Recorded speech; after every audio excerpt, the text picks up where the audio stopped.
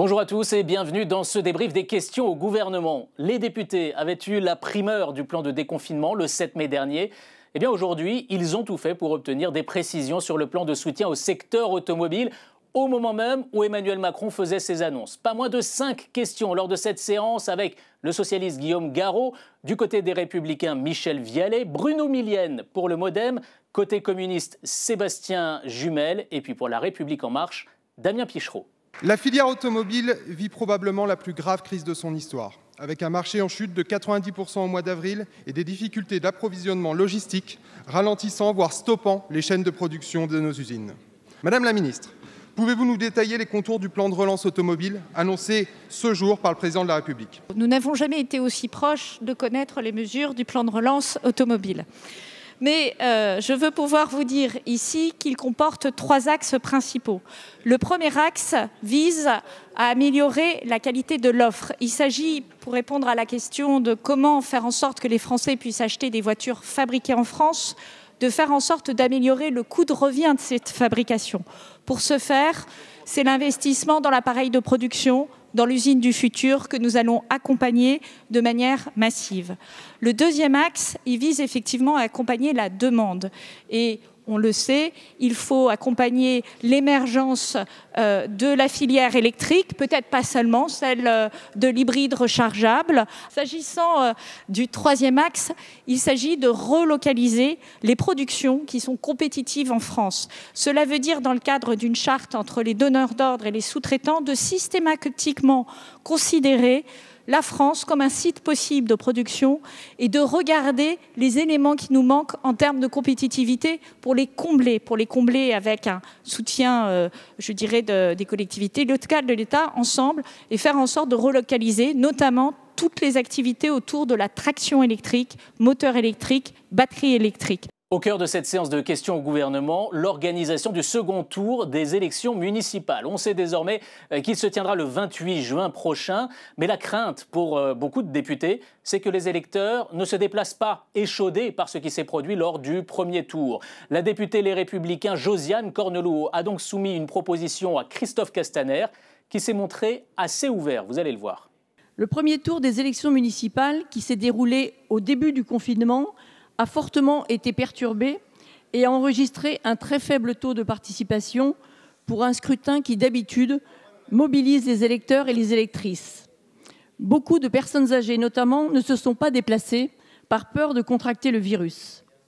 Il est aujourd'hui urgent d'offrir à chaque citoyen la possibilité d'exprimer son choix par correspondance en complément du vote physique qu'il n'est évidemment pas question de remettre en cause et qui doit rester le moyen principal de voter. Allez-vous, Monsieur le Premier ministre, prendre les décisions qui s'imposent pour l'autoriser lors des élections municipales du 28 juin prochain, afin d'avoir la participation la plus large possible? Il nous faut faciliter toutes les conditions qui permettront, dans un cadre légal ou dans un cadre réglementaire, qui peut évoluer d'ici le jour de l'élection, qui permettra de faire en sorte qu'un maximum de Français puissent voter. Le vote par procuration, et nous évoquerons demain avec les associations d'élus les modalités de développement. Le vote par correspondance, qui est une hypothèse qui avait été pratiquée en France jusqu'en 1975.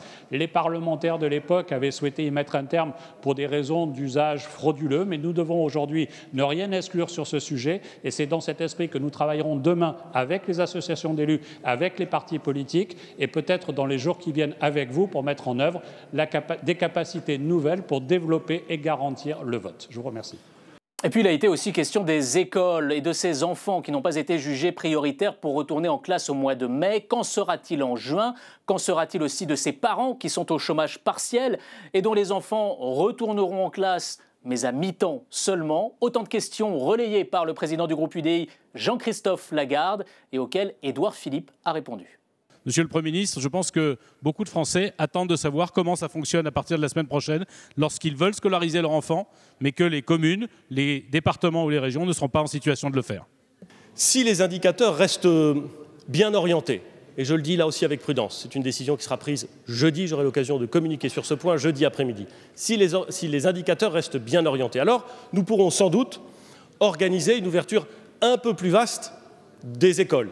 faire en sorte que les règles sanitaires puissent s'adapter, toujours avec prudence, mais s'adapter à ces nouvelles conditions. Ce qui permettra d'accueillir, je l'espère, et encore une fois, je dis si les indicateurs restent bien orientés, plus d'élèves à l'école, de faire en sorte que plus de professeurs reviennent. Vous savez qu'il y a 50% des professeurs qui sont revenus assurer leurs cours physiquement, en présentiel. Et évidemment, si on veut accueillir plus d'élèves, il faut que plus de professeurs puissent revenir, mais il faut que ça se passe dans d'excellentes conditions.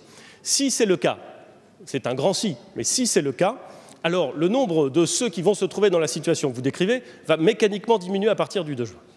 Mais pour ceux qui souhaiteraient faire en sorte que leurs enfants soient accueillis à l'école et qui ne pourraient pas voir leur enfant accueillis à l'école, soit pour des raisons de capacité, soit parce qu'on ne peut plus les accueillir, on ne peut pas les accueillir à ce moment, alors pour cela, et pour cela seulement, lorsqu'ils auront une attestation qui permettra d'établir le fait que leur enfant ne peut pas être accueilli, ils pourront continuer à bénéficier des dispositions relatives au chômage partiel.